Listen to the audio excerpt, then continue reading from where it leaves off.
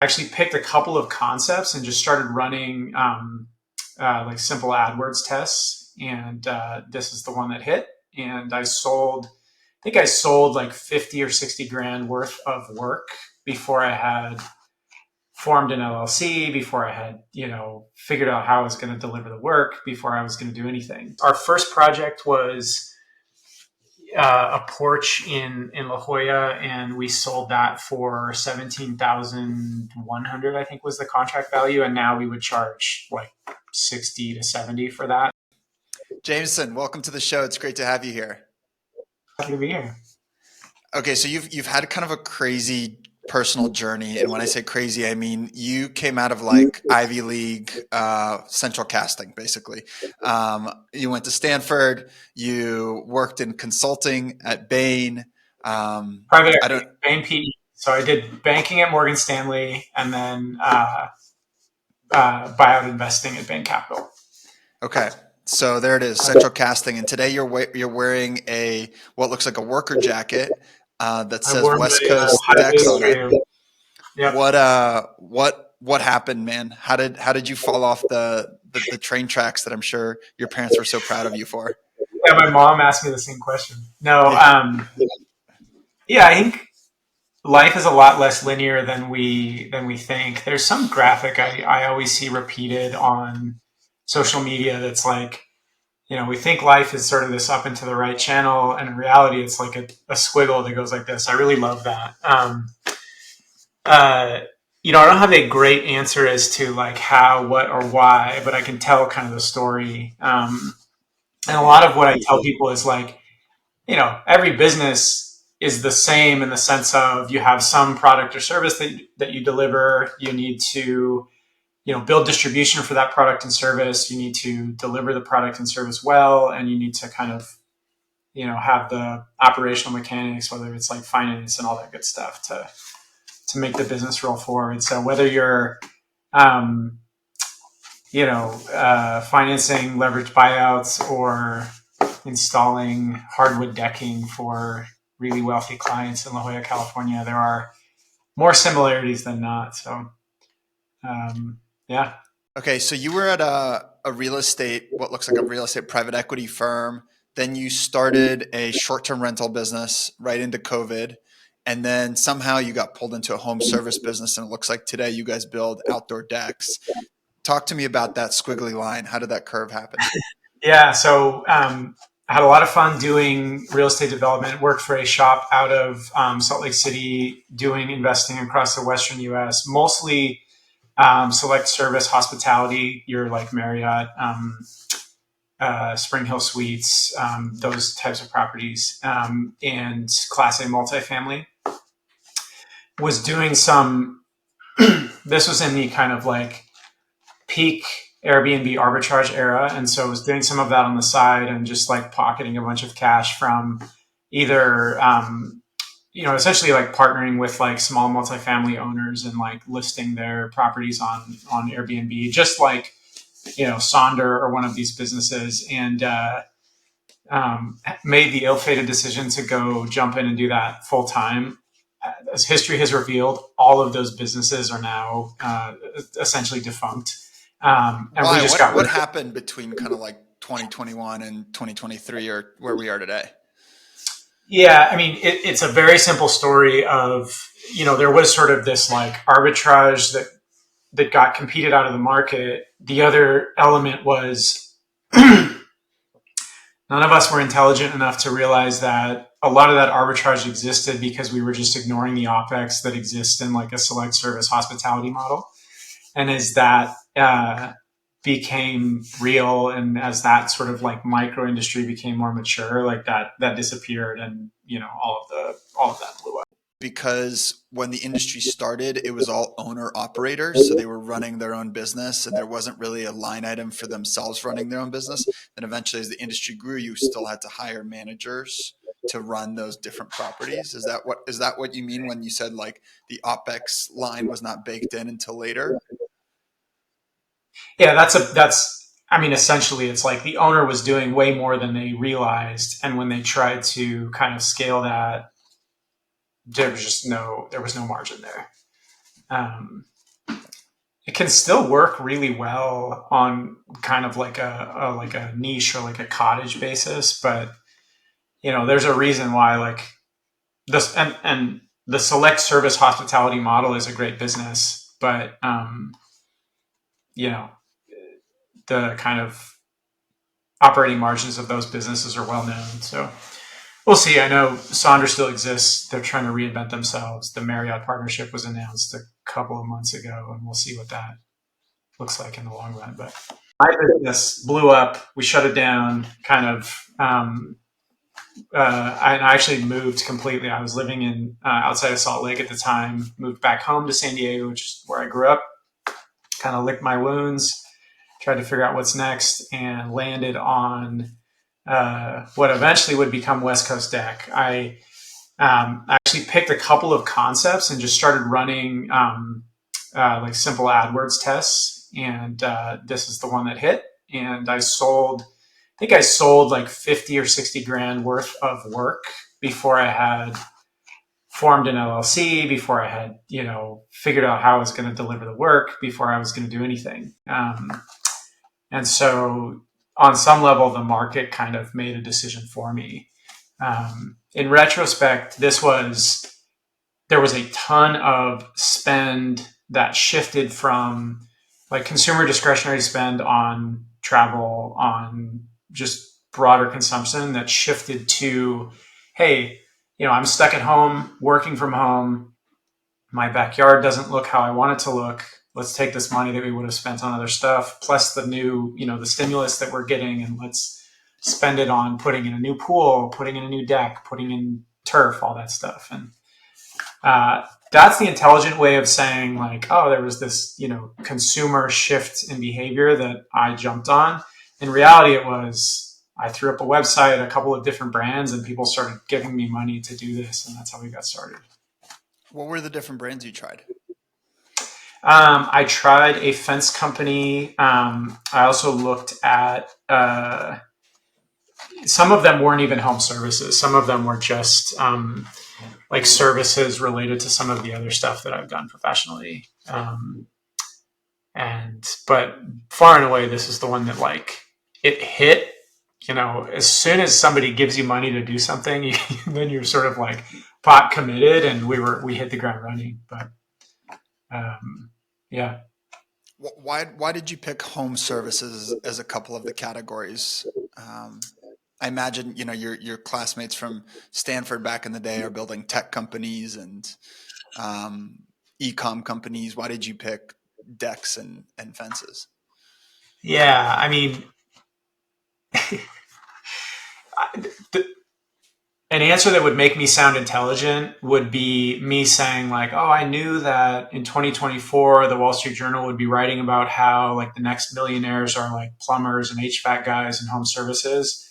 In reality, it was, I sort of picked 10 things I was interested in. I put them all in a hat and sort of drew this one, and this was the one that worked. I mean, it was also like a combination of, I had done some, my dad owns a bunch of rental homes. My brothers and I did all of the maintenance on those growing up. So, I'm not a stranger to a hammer and an impact gun. And so it was just sort of a blending of things that I've done, wanted autonomy over my time, which, the saying when they say like, oh yeah, like I didn't want a boss, I didn't want to work a 9 to 5. So I started working for myself and I work 24/7 could not be more true, right? Like it is 100% absolutely accurate. This is not for the faint of heart. So it's nonstop, huh? Yeah. If you care about it, I think you can, you can draw boundaries and sort of shut off and like, but I traded one boss for hundreds of customers. What does starting a business look like in this category? So you threw up a website, you paid for some like Facebook or Google ads that said, "Hey, do you need a deck in your home?"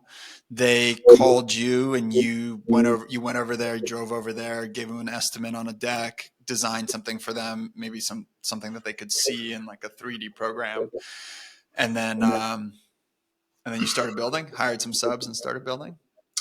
Yeah. So the more or less, I mean, I think the idea of, you always see this like a searcher or somebody who's, I'm going to buy a small business and I'm going to find an operator, I'm going to find a GM. The version of that here is like, oh, I'll go sell the work and then I'll find subs to actually execute it. That's way more complicated than it in practice. Um, but my short idea was, and I understand maybe a bit more than I'm letting on around like positioning and branding and marketing and these things that are really important. So I did spend a lot of time on the front end thinking about, presenting trust. How do you present yourself in a way that, it's actually relatively easy to find customers who will pay you to do something for them.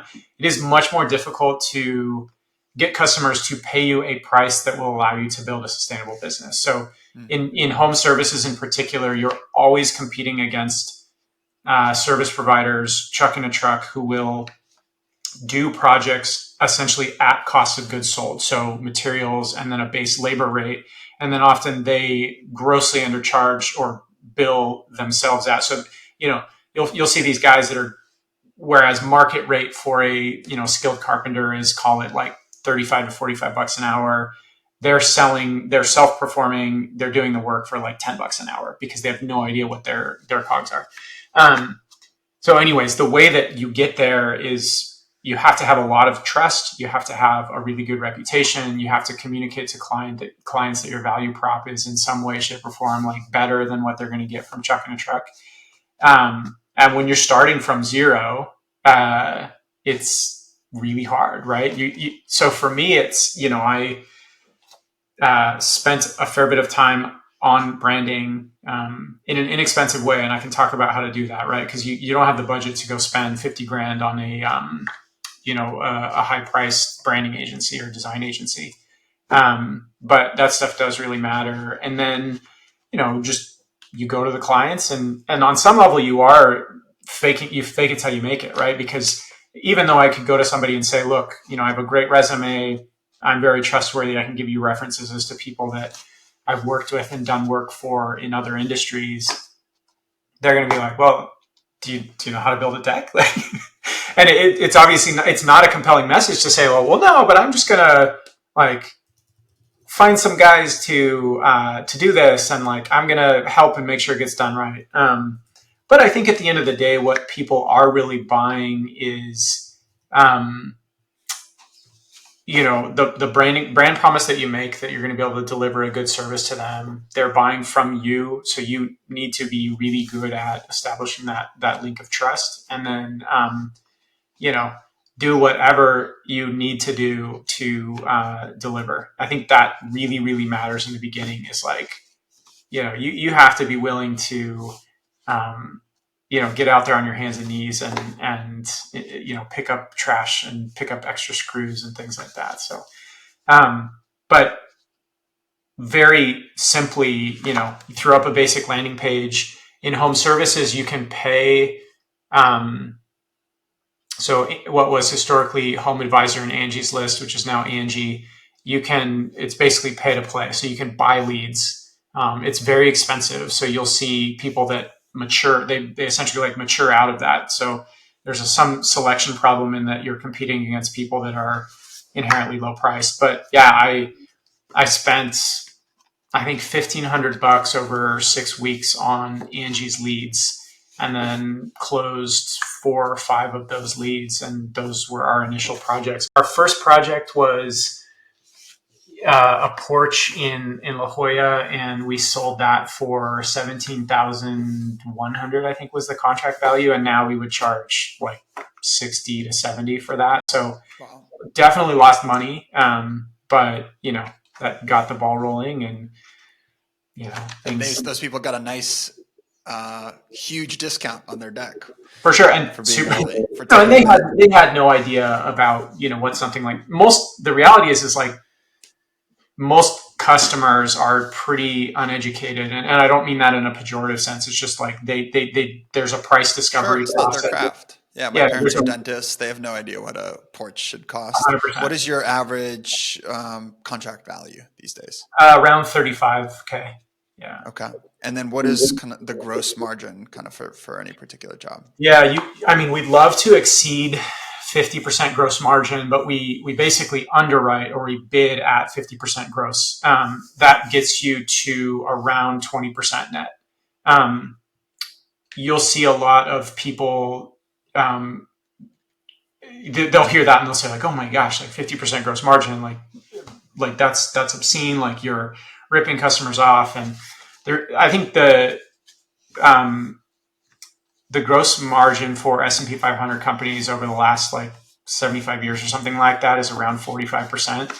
And not that a one-man shop debt company in San Diego comps against that, but if you look at sort of where these more mature businesses trend, that's what it looks like. And if you look at successful home services businesses, the like really good HVAC and electricians, et cetera, they're pricing at north of 50% gross margin.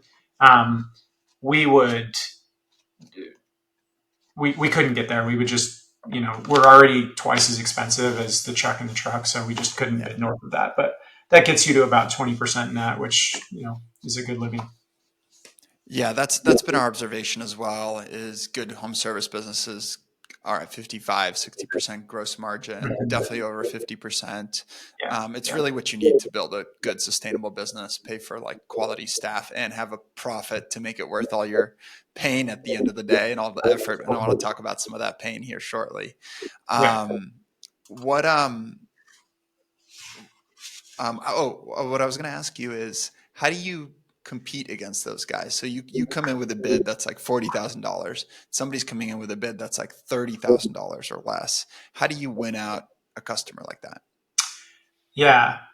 Often you don't. Clients are willing to pay for the surety that their project will deliver well, right? So you come to the table with a historic reputation of successful projects. You demonstrate that through Google reviews. You demonstrate that through connecting them to past customers. We always invite people to come go on job walks with us. We'll have 3 to 5 active projects at any given point in time. And so a big part of my sales process is like, come to our sites, come meet the team, come see that it's clean, done well, that it's, you're going to get what you imagine you're going to get. Um, Another thing that we focus on a lot is, and I had not a sales coach, but a mentor type talk to me about this. And he shared this analogy of when he bought a pool, when he built a pool. And he said, I had all these, 5 or 6 pool companies come in and talk to me about the project and give me proposals. And the one that they ended up selecting for was, you'll have a lot of guys come in and sit down and they'll say, okay, the pool is going to cost 100 grand. Let's pick the concrete finishes. Let's pick the plaster finish. Let's figure out what kind of tile. Is there any kind of lighting or special features? And he said there was one essentially pool sales rep who came in and was like, well, what's your dream? What do you want to do here in this yard? Are you going to, have high school graduation parties here where you build memories with your children and your neighborhood? And that sales rep really focused on, what is not just what is the utility of this, but like, what does it mean to you as a person? And then how can I, as a service provider, sort of deliver on that promise? So when we go in, and I forget this sometimes, but when we go in and we're just like, it's a 20 by 20 deck, it's going to be whatever, 30 grand to do this. That's a much different conversation than like, hey, we want to create the realization of some dream you have. So I try and go in and sort of pull that out of a client and then demonstrate to them that we have credibility and track record for doing that. And mechanically, you have photo albums, you have job walks, you have different stuff like that. But that I've found is sort of the secret sauce to selling. And then you give a long warranty, you show them that, hey, we're going to be around in 10 years. This other guy that's bidding 20 grand on your project, there's like I don't know the stats off the top of my head, but I think in California it's something obscene, like 90% of construction companies fail within 3 years. And I'll just tell Right. clients that I'm like, look, like if you don't care about somebody being around in 3 years, by all means, like that's your good price. But like, um, there's like the apocryphal Benjamin Franklin quote, which is like, the bitterness of low quality lasts long after the sweetness of a good deal is gone.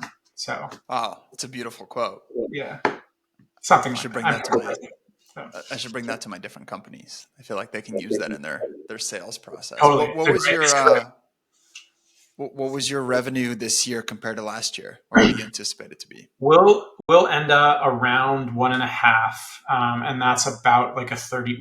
We're growing around like 30% year over year. Okay. And again, that's from a base of zero 3 years ago. So we're not. This is not your 10, $20 million success story yet. But I think we're on track to.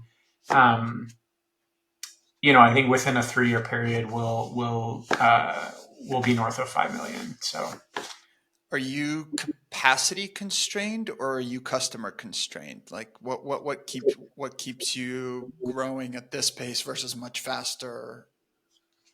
Yeah, so I think that, and this is maybe answering a little bit of a different question than you're asking, but gets to the root of the question is, in order to grow in home services, you have to have a repeatable client or customer acquisition methodology. And HVAC companies and plumbers have really proven this, and they've got like PPC and like LSA customer acquisition really dialed, and they have this steady pipeline. Um, we figured, and what I've discovered, and I'm sort of like, this is where the Stanford education and sort of like all this stuff like doesn't help at all, because I'm learning on the fly. But at every sort of like different revenue threshold, and you hit these ceilings where your customer acquisition channel kind of like taps out, and you need to kind of discover what the next one is. I think that, and when you're early, when you're sub $1 million, you essentially have like $0 to spend on customer acquisition, in the sense of like PPC or something like that. Um, but as you mature, and I wouldn't call us mature, you start to spend around 10% of top line on sales and marketing. So we allocate about 5% to marketing and marketing spend. And that is, your agency spend and your ad spend or whatever acquisition you're doing. And then 5% is, commission we pay to sales reps. Um, but it's taken us a while to figure out what that customer acquisition channel looks like, and dial it in for growth. And, you're also figuring out who the ideal customer is through trial and error, what the ideal project is for you. Because even within our kind of niche space, like, it makes a huge difference as to like what projects you say yes and say no to. And um, now I sort of have a playbook that, I could go back and hand to myself 24 months ago, and we would have grown faster. But, these are lessons that Tell me I some of had those to learn. tell me like what are three of those learnings that you'd love to tell younger, less grizzled Jameson from 2 years ago? Some of these are going to sound very simple, and it's like, well, you should have known that, 24 months ago or whatever, but it's okay. I'm gentle with my past self and current self.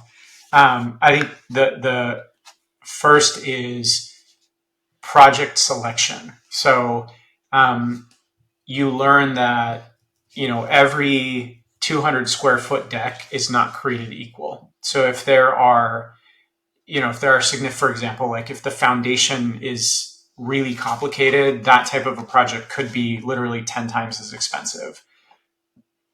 So you get good at de-risking revenue by saying, hey, we can deliver this, but we need to outsource this piece of it, or like de-risk this piece of it, or we can do this piece of a project and you should go find somebody else to do this piece that is not in our wheelhouse. So maybe a pithy response would be like, figure out what is exactly in your wheelhouse and like stay there.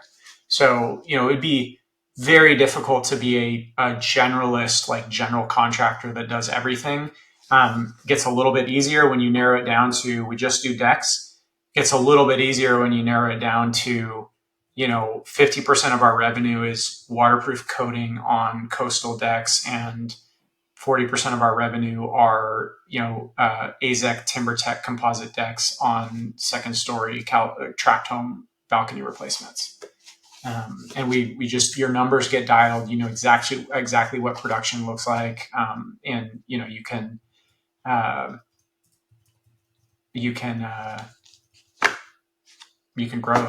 And when people say, oh my gosh, like small business is so hard, like uh, business is really hard, what they're almost always saying is on a unit production, so your unit economics, you don't hit the gross profit and then the corresponding net profit that you needed. And what that means is that then you as the owner, you still have to deliver. So, you're basically working for free. That's where most of the pain comes from. Or like, you know, we've had situations where it's like, shoot, like I can't make payroll. I got to sell a truck or go like get a title loan on a truck to like make payroll. And that's what when people say like, oh, home services is so hard, like that's what they're referencing. Or the other thing that they're referencing is like clients are upset for X, Y, and Z. And clients are almost always upset because you don't have enough margin in the project to pay the right people to do what they need to do to deliver, or you didn't, it could be you charged the wrong amount, or it could be that, your production was delayed in some way, shape, or form. All right, listen up, owners. You got to charge enough. 50% gross margin minimum. Stop undercutting each other. Don't be a chuck in the truck. You need to be able to pay your employees. You need to be able to get nice trucks. You need to be able to pay yourselves. Don't ruin the market. Don't ruin your own life. Charge enough money. Okay, so you said project selection 1, 2, charging enough money. Anything else that you teach yourself? The other thing I would teach myself is that project finance, and in particular collections, is a life or death. Like it is not. When I first started, it was like a client would say like, you'd bill a client. So first of all, you need to be very clear, and this is maybe again a lot of this stuff. It's like, oh, of course, why wouldn't you be? But you don't think about these things like. Be super clear about what your payment terms are, right? Like, hey, we bill every week. And at our scale, you can actually, if you set expectations appropriately before, you can say like payment is due immediately on invoicing, right? Like we're not collecting massive deposits. We're not billing in advance. We're tiny. We need money as soon as we bill you. Or, as you grow, that maybe shifts to like net 15 or whatever. But those are like life and death numbers. You cannot be flexible. Like clients would say like, oh, I'm on vacation, I'll get back to you. I'll get you a check when I get back. And then that 7 days stretches to 15, stretches to 30, stretches to 60. And so it shifts the kind of, it's very different seeing like a large like AR number and aging number to when it's like, shoot, like I have to write a check to an employee who cannot buy formula for his infant daughter unless I get this money from the client when it's billed. So that is like life or death. What are your guys' payment terms? Yeah, so it depends on the client, but for residential stuff, we'll bill early and often. So we have a lot of milestones, and then we try and collect essentially immediately.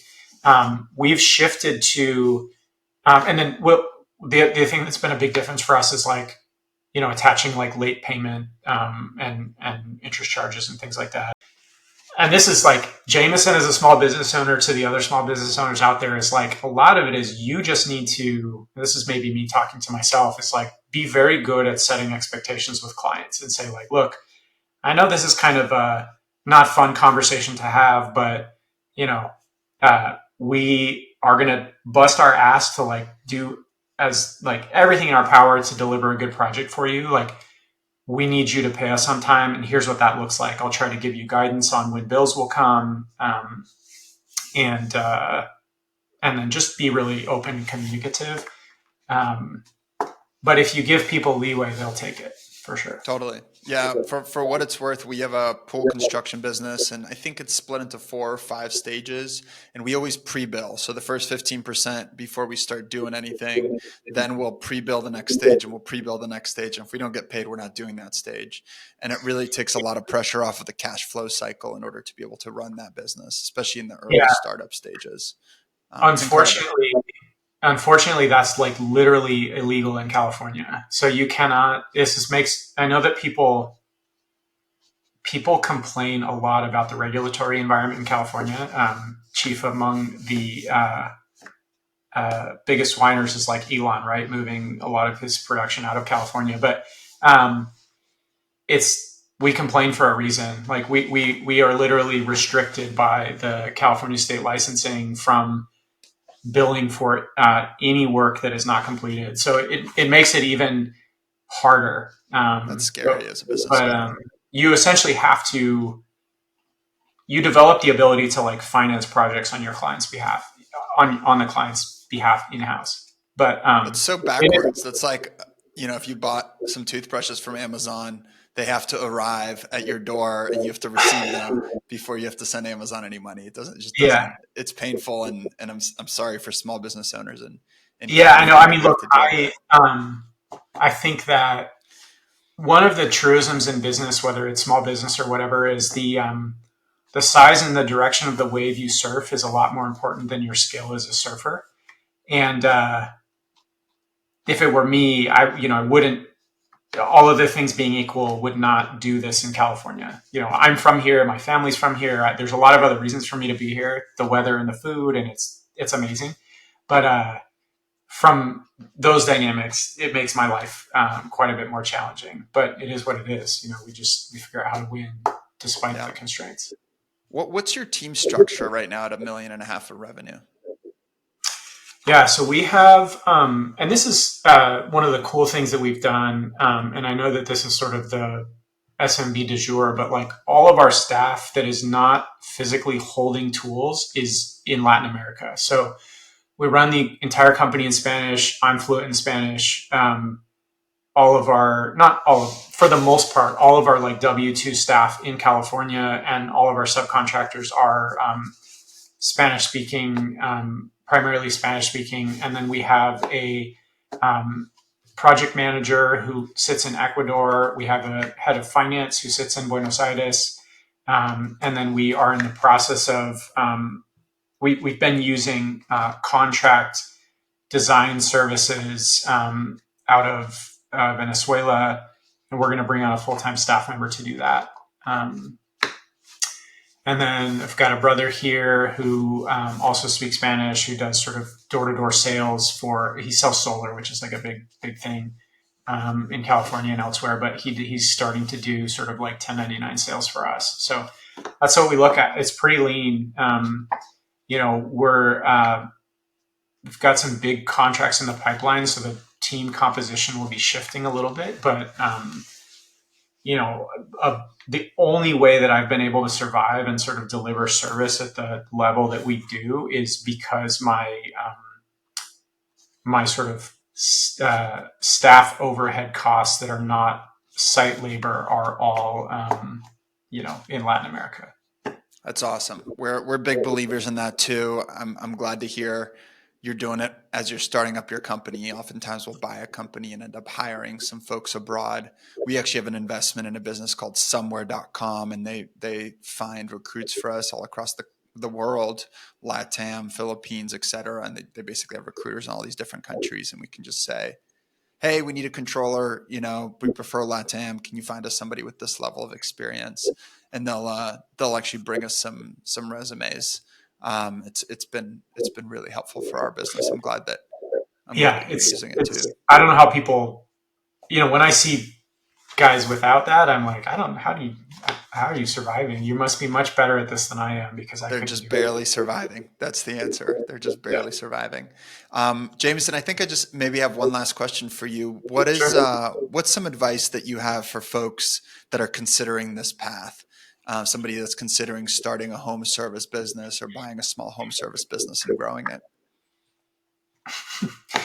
Gosh, I don't know if I have any advice. I think that I'm a pretty honest person. I love it. Like I was saying when we started our conversation, like I love my job. I love the people I work with. I love um, what we do, but it's hard. I'm not sure if there is a way to, if you're kind of sitting in your evaluating, should I do this? I don't know if there's a way to sort of like approximate some of the what it will feel like to again, like not be able to make payroll and have to go get a payday loan on one of your trucks to like pay people, or what it feels like to have a customer withhold like $50,000 in payments on a project because they're unhappy, or just they ran into cash flow issues and they're I don't know if you can really approximate those kinds of things, but if you like doing hard things and you like autonomy, it's potentially a good path. But I wouldn't. Um, it's not it's not a like it's not a quick and easy path to wealth. There is, I think, the older as you gain wisdom in life, you sort of realize that like life is challenging and hard things are hard for a reason, and anything worth doing is hard, and anything big, if you want to do something big, it's going to be hard. So just if you are a sort of tourist that's like, oh, maybe this is like an easy way to accomplish my financial goals. I don't think that luck does exist, but there's a lot of hard work, and can be very rewarding for sure. We have a lot of fun with it. You can check out some of our like social videos. We do a lot of fun video content, and I think we genuinely enjoy it. The team loves it, but it's hard. I want to ask you a little bit about your social strategy because I notice you guys are pretty active on Instagram. You have a bunch of fun shorts on there of you on job sites, cutting wood, building Yeah. decks. It seems to be done really well, and I'm curious. One, how is that impacting your business? Is it driving real leads, and can you speak to that? And two, who's kind of like filming, who's editing, like what's the team behind those? Yeah. So um, social is fabulous for affinity marketing. I think is like the technical term, which is just getting to know you and building trust. It is generally not a good, excuse me, it's not a good like lead gen or like initial customer discovery method. But for what we do with a higher ticket, $35,000 average ticket, your customers are, these are not impulse buys, and they want to get to know who you are as a service provider, and social is the perfect way to do that. So a lot of times what we'll do is customer will come to us through through PPC or through some other like customer acquisition channel, and then we immediately push them towards social, and we'll say like, hey, we're booked right now anyway, get to know us over the next like month or two, and then see who we are. So we work really hard to like sort of present an honest face, like this is what the work is. It's we do have some sexy glamour pictures of like, wow, when a project's done, this is what it looks like, but a lot of it's just like the day to day. I did an attribution analysis of our revenue, and I think north of 60% in some way, shape, or form comes from Instagram. And a lot of that is from other trades and professionals. So in our business specifically, there's quite a bit of you hear like, oh, we just grow through referrals, and most of the time that isn't somebody telling their neighbor that they bought a deck and they should also get a deck. A lot of time it's like a contract, like somebody wants a deck, they've got a buddy who's a contractor or a plumber or an architect, and they say like, hey, do you know anybody that does this? Those guys are relatively educated consumers. They follow us or see us on social, and then they can see like these guys really know what they're doing and they really produce good work. We can see who they are, and then that drives conversion. So um, that's the answers the question around like how much business and like what the purpose is. Mechanically, how do we execute it? So I'm a big fan of just the like Gary V style, like pick up your phone and like record a story, right? You'll see like some of my stories are just very, I'm narrating who knows what, right? Like it's just, and you know, half the time I look terrible, like my hair is messy. It's, you know, I'm like dirty. It doesn't, you know, I don't, the production value is like essentially zero. Um, you can also do the next level up is production value of like it's really easy to create short reels with like macro shots. So like I can take a video of like a guy operating a saw and then I could find an audio like trending audio on Instagram or TikTok or something and just map it to that. So anybody can do that. That doesn't have to be like a, a genius or like high production value. We've recently started spending over the last like 6 months. Uh, and this is again, when you're these small scrappy businesses, you have to look for sort of like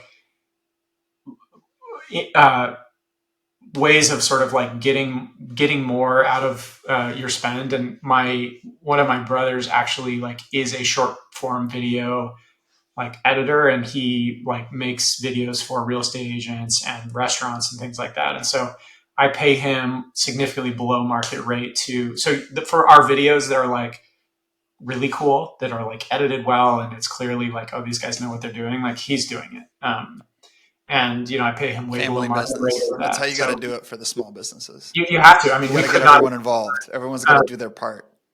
but I mean, I think that the hack that I figured out is like if you're good at what you do, you have to, so that's like table stakes.